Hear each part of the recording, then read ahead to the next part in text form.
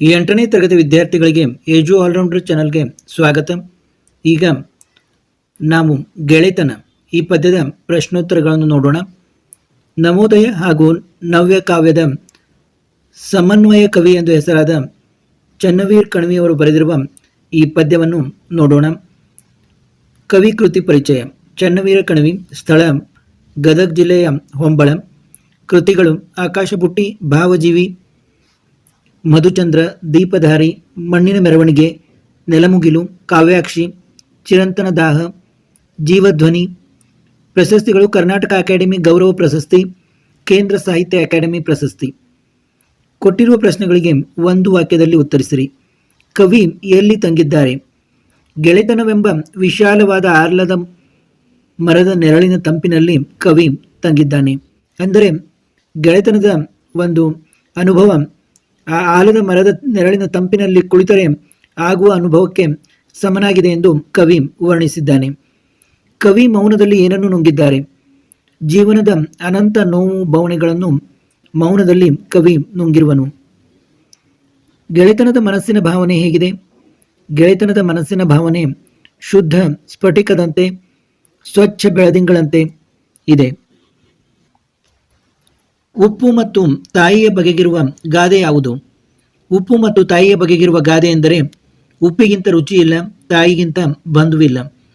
ಕೊಟ್ಟಿರುವ ಪ್ರಶ್ನೆಗಳಿಗೆ 2-3 ವಾಕ್ಯಗಳಲ್ಲಿ ಉತ್ತರಿಸಿರಿ. ಗೆಳೆತನದಲ್ಲಿ ಯಾವ ದುರ್ಗುಣಗಳು ಇಲ್ಲವೆಂದು ಹೇಳಲಾಗಿದೆ? ಗೆಳೆತನದಲ್ಲಿ ಈ ಕೆಳಕಂಡ ದುರ್ಗುಣಗಳು ಇರುವುದಿಲ್ಲ. ಅವುಗಳೆಂದರೆ ಗೆಳೆತನದಲ್ಲಿ ವಂಚನೆ ಇಲ್ಲ, ಚಂಚಲತೆ ಇರುವುದಿಲ್ಲ, ಮೇಲು ಕೀಳೆಂಬ ಭಾವನೆಯೂ ಇರುವುದಿಲ್ಲ, ನೆಪ ಮಾತ್ರಕ್ಕೂ ಅಹಂಕಾರವಿರುವುದಿಲ್ಲ, ದ್ವೇಷವಿರುವುದಿಲ್ಲ, ಸಂಕೋಚ ಸಣ್ಣತನವಂತೂ ಇರುವುದೇ ಇಲ್ಲ ಎಂಬುದಾಗಿ ಕವಿ ಹೇಳಿದ್ದಾರೆ. ಗೆಳೆತನದ ಶುಚಿ ರುಚಿ ಎಂಥದ್ದು? ಉಪ್ಪಿಗಿಂತ ರುಚಿ ಇಲ್ಲ, ತಾಯಿಗಿಂತ ಬಂಧುವಿಲ್ಲ ಎಂಬ ಗಾದೆಯಂತೆ ಗೆಳೆತನದ ಶುಚಿ ರುಚಿ ಉಪ್ಪು ಹಾಗೂ ತಾಯಿಗಿಂತಲೂ ಮಿಗಿಲಾದುದು. ಜೀವನ ರಸಪಾಕವಾಗುವುದು ಹೇಗೆ? ಹೆಗಲಿಗೆ ಹೆಗಲು ಕೊಟ್ಟು ಸಹಕರಿಸುವ, ಏನೇ ಆಗು ಹೋಗುಗಳು ಬಂದರೂ ಸದಾ ಪ್ರೀತಿಯಿಂದ ಸಂತೈಸುವ, ತನಗೆ ಸುಖ ಬಂದಾಗ ಸಂತಸಪಟ್ಟು ದುಃಖದಲ್ಲಿ ಸಹಭಾಗಿಯಾಗಿರುವ ಗೆಳೆಯ ದೊರೆತಾಗ ಜೀವನ ರಸಪಾಕವಾಗುವುದು.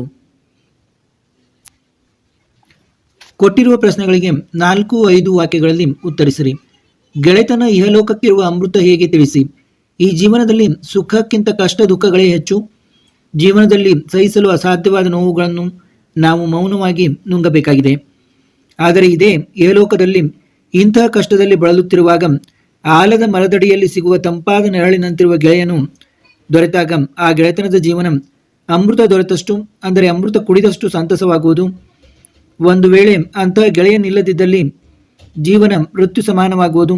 ಗೆಳೆತನದಿಂದ ಕೂಡಿದ ಜೀವನ ಅಮೃತಮಯವಾಗಿರುವುದು.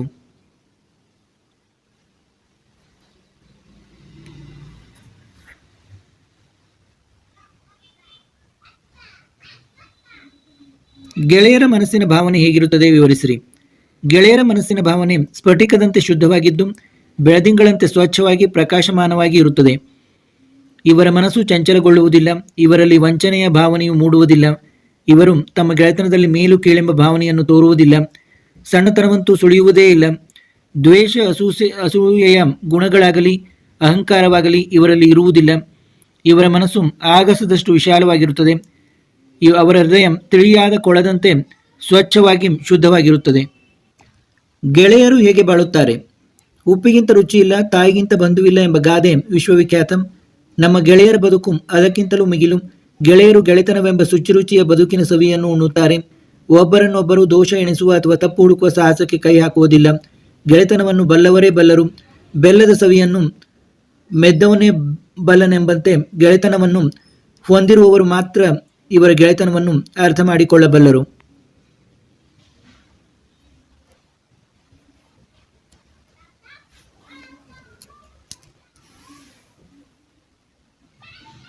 ಇಲ್ಲಿ ನೋಡಿ, ಬೆಲ್ಲದ ಸವಿಯನ್ನು ಆಗಬೇಕು. ಬೆಲ್ಲದ ಸವಿಯನ್ನು ಮೆದ್ದವನೇ ಬಲ್ಲನೆಂಬಂತೆ ಗೆಳೆತನವನ್ನು ಹೊಂದಿರುವವರು ಮಾತ್ರ ಇವರ ಗೆಳೆತನವನ್ನು ಅರ್ಥ ಮಾಡಿಕೊಳ್ಳಬಲ್ಲರು. ಒಟ್ಟಾರೆ ಹೇಳುವುದಾದರೆ ಗೆಳೆಯರು ಒಬ್ಬರಿಗೊಬ್ಬರು ಹೆಗಲು ಕೊಟ್ಟು ಒಬ್ಬರ ಸಂತಸ ಕಂಡು ಮತ್ತೊಬ್ಬರು ಸುಗಿಸುತ್ತಾ ಗೆಳೆಯನ ದುಃಖದಲ್ಲಿ ತಾನೂ ಭಾಗಿಯಾಗಿ ಸಮರಸ ಜೀವನವನ್ನು ನಡೆಸುತ್ತಾ ಬಾಳುತ್ತಾರೆ. ಕೊಟ್ಟಿರುವ ಪ್ರಶ್ನೆಗೆ 8-10 ವಾಕ್ಯಗಳಲ್ಲಿ ಉತ್ತರಿಸಿರಿ. ಗೆಳೆತನದ ಮಹತ್ವವನ್ನು ಕಣವಿ ಅವರು ಹೇಗೆ ತಿಳಿಸಿದ್ದಾರೆ? ಗೆಳೆತನವೆಂಬ ವಿಶಾಲವಾದ ಆಲದ ಮರದ ನೆರಳಿನಲ್ಲಿ ಕವಿಯು ತಂಗಿದ್ದಾರೆ.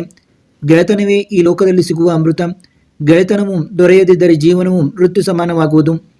ಗೆಳೆತನದಿಂದ ಕೂಡಿದ ಮನಸ್ಸಿನಲ್ಲಿ ಚಂಚಲತೆ ಇಲ್ಲ, ಮೇಲು ಕೀಳು, ಅಹಂಕಾರ, ದ್ವೇಷ, ಸಣ್ಣತನ, ಸಂಕೋಚ ಇಲ್ಲ. ಗೆಳೆತನದಿಂದ ಕೂಡಿದ ಭಾವನೆ ಶುದ್ಧ ಸ್ಫಟಿಕದಂತೆ, ಬೆಳದಿಂಗಳಿನಂತೆ. ಗೆಳೆತನದ ಶುಚಿರುಚಿಯನ್ನು ಉಂಡವರು ಮಾತ್ರ ಬಲ್ಲರು. ಇದರ ರುಚಿಯು ಉಪ್ಪಿಗಿಂತ ರುಚಿ ಇಲ್ಲ, ತಾಯಿಗಿಂತ ಬಂಧುವಿಲ್ಲ ಎಂಬ ಗಾದೆಯ ಮಾತಿಗಿಂತ ಮಿಗಿಲಾದದ್ದು ಎಂದು ಹೇಳಿದರೆ ತಪ್ಪಾಗಲಾರದು ಎಂದು ಕವಿಯು ಗೆಳೆತನದ ಮಹತ್ವವನ್ನು ವರ್ಣಿಸಿದ್ದಾರೆ. ಸಂದರ್ಭ ಸಹಿತ ಸ್ವಾರಸ್ಯವನ್ನು ವಿವರಿಸಿರಿ. ಅದನುಳಿದರೇನಿಹುದು ಜೀವನ್ಮೃತ. ಸಂದರ್ಭ: ಈ ವಾಕ್ಯವನ್ನು ಚನ್ನವೀರ ಕಣವಿಯವರ ಆಕಾಶ ಬುಟ್ಟಿ ಕವನ ಸಂಕಲನದಿಂದ ಆಯ್ದ ಗೆಳೆತನ ಎಂಬ ಕವನದಿಂದ ಆಯ್ದುಕೊಳ್ಳಲಾಗಿದೆ. ಸ್ವಾರಸ್ಯ: ಗೆಳೆತನಕ್ಕಿಂತ ಮಿಗಿಲಾದದ್ದು ಜೀವನದಲ್ಲಿ ಯಾವುದೂ ಇಲ್ಲ. ಉತ್ತಮ ಗೆಳೆತನ ದೊರೆಯದಿದ್ದರೆ ಜೀವನವು ಮೃತ್ಯು ಸಮಾನವಾಗುವುದು ಎಂದು ಕವಿಯು ಹೇಳುವರು. ಭಾವಶುದ್ಧ ಸ್ಫಟಿಕ ಬೆಳದಿಂಗಳು. ಸಂದರ್ಭವನ್ನು ಮೇಲಿನ ಒಂದರಲ್ಲಿ ಬರೆದಂತೆಯೇ ಬರೆಯುವುದು. ಎಲ್ಲಕ್ಕೂ ಸಂದರ್ಭ ಮೇಲಿನಂತೆಯೇ ಇರುವುದು. ಸ್ವಾರಸ್ಯ: ಗೆಳೆತನದಿಂದ ಕೂಡಿದ ಮನಸ್ಸಿನಲ್ಲಿ ಚಂಚಲತೆ ಇಲ್ಲ, ಮೇಲು ಕೀಳು, ಅಹಂಕಾರ, ದ್ವೇಷ, ಸಣ್ಣತನ, ಸಂಕೋಚ ಇರುವುದಿಲ್ಲ. ಗೆಳೆತನದ ಭಾವ ಶುದ್ಧ ಸ್ಫಟಿಕದಂತೆ ಹಾಗೂ ಬೆಳದಿಂಗಳಂತೆ ಶುಭ್ರ, ಯಾವ ಕೊಳೆಯಿಲ್ಲದ್ದಾಗಿದೆ ಎಂದು ಕವಿ ಗೆಳೆತನದ ಮಹತ್ವವನ್ನು ವರ್ಣಿಸಿದ್ದಾರೆ. ಇನ್ನು ಮೂರನೇದನ್ನು ನೋಡಿ. ಕಂಡವರೇನು ಬಲ್ಲರಿದನು. ಸ್ವಾರಸ್ಯ: ಸಂದರ್ಭವನ್ನು ಮೇಲಿನ ಒಂದರಲ್ಲಿ ಬರೆದಂತೆ ಬರೆಯಿರಿ. ಸ್ವಾರಸ್ಯ: ಗೆಳೆತನದ ಶುಚಿರುಚಿಯನ್ನು ಉಂಡವರು ಮಾತ್ರ ಬಲ್ಲರು. ಇದರ ರುಚಿಯು ಉಪ್ಪಿಗಿಂತ ರುಚಿ ಇಲ್ಲ, ತಾಯಿಗಿಂತ ಬಂಧುವಿಲ್ಲ ಎಂಬ ಗಾದೆಗಿಂತ ಮಿಗಿಲಾಗಿದೆ. ಆದ್ದರಿಂದ ಅದರ ಮಹತ್ವವನ್ನು ಅದನ್ನು ಅನುಭವಿಸಿದವರು ಮಾತ್ರ ಬಲ್ಲರು. ಉಳಿದವರಿಗೆ ಅದರ ರುಚಿ ತಿಳಿಯುವುದಿಲ್ಲ ಎಂದು ಕವಿ ಹೇಳುತ್ತಾರೆ. ಬಾಳುವರು ಗಂಧದಲು ಜೀವತೆ ಇದು. ಸಂದರ್ಭ ಒಂದರಲ್ಲಿ ಇದ್ದಂತೆ ಬರೆಯಿರಿ. ಸ್ವಾರಸ್ಯ: ಗೆಳೆಯರು ಸುಖ ಮತ್ತು ದುಃಖ ಎರಡರಲ್ಲೂ ಸಮಾನ ಭಾಗಿಗಳಾಗುತ್ತಾರೆ. ಅವರ ಜೀವನ ರಸಪಾಕದಂತೆ ಇರುತ್ತದೆ. ಒಬ್ಬರ ಕಷ್ಟಕ್ಕೆ ಇನ್ನೊಬ್ಬರು ದೇಹವನ್ನು ಗಂಧದ ಕೊರಡಿನಂತೆ ತೇಯ್ದು ನೆರವಾಗುತ್ತಾರೆ ಎಂದು ಕವಿಯು ವರ್ಣಿಸಿದ್ದಾರೆ. ಗುಂಪಿಗೆ ಸೇರದ ಪದವನ್ನು ಗುರುತಿಸಿ. ಇಲ್ಲಿ ನೋಡಿ, ಹೆಗಲು ಗೊಟ್ಟು, ಸಂತಸ ಬಿಟ್ಟು, ಉಂಡವನು, ತಿಳಿಗೊಳ ಇವೆಲ್ಲ ಕ್ರಿಯೆಗಳಾಗಿವೆ. ಇದು ಒಂದು ನಾಮಪದವಾಗಿದೆ. ಆದ ಕಾರಣ ತಿಳಿಗೊಳ. ಲೋಕ, ಅಮೃತ, ಎದೆ, ಸಾಹಸ. ಇಲ್ಲಿ ಲೋಕ, ಅಮೃತ, ಎದೆ, ಸಾಹಸ ಇವೆಲ್ಲ ಗೆಳೆತನಕ್ಕೆ ಸಂಬಂಧಿಸಿದ್ದಾಗಿದೆ. ಭಾವಜೀವಿ, ಕಾವ್ಯಾಕ್ಷಿ, ದೀಪದಾರಿ, ಜೀವಧ್ವನಿ. ಇದರಲ್ಲಿ ಜೀವಧ್ವನಿ ಕೃತಿಗೆ ಪ್ರಶಸ್ತಿ ಸಿಕ್ಕಿರುವುದರಿಂದ ಇದನ್ನು ಗುಂಪಿಗೆ ಸೇರಿದ ಪದವಾಗಿ ಗುರುತಿಸಿದ್ದೇವೆ. ಇನ್ನು ಭಾನು, ಆಕಾಶ, ಭಾನು, ಗಗನ. ಇದರಲ್ಲಿ ಭಾನು, ಆಕಾಶ, ಗಗನ ಇವೆಲ್ಲ ಅರ್ಥ ಆಕಾಶ ಎಂದಾಗಿರುತ್ತದೆ. ಭಾನು ಎಂದರೆ ಸೂರ್ಯ. ಆದ ಕಾರಣ ಭಾನು ಗುಂಪಿಗೆ ಸೇರದ ಪದವಾಗಿ ತೆಗೆಯಲಾಗಿದೆ. ಇಲ್ಲಿಗೆ ಈ ಗೆಳೆತನ ಪದ್ಯದ ಪ್ರಶ್ನೋತ್ತರಗಳು ಮುಗಿದವು. ಇನ್ನು ಮುಂದಿನ ಪದ್ಯ ಗದ್ಯ ಪ್ರಶ್ನೋತ್ತರಗಳೊಂದಿಗೆ ಭೇಟಿಯಾಗೋಣ. ನಾವು ಮಾಡುವ ಕನ್ನಡ, ಇಂಗ್ಲಿಷ್, ಹಿಂದಿ ಪದ್ಯ ಗದ್ಯ ಪ್ರಶ್ನೋತ್ತರಗಳನ್ನು ತಪ್ಪದೇ ನೋಡಿ, ಸಬ್ಸ್ಕ್ರೈಬ್ ಆಗಿ ಮತ್ತು ನಿಮ್ಮ ಗೆಳೆಯರಿಗೂ ಕೂಡ ತಿಳಿಸಿ. ಎಲ್ಲ ವಿದ್ಯಾರ್ಥಿಗಳಿಗೂ ಧನ್ಯವಾದಗಳು.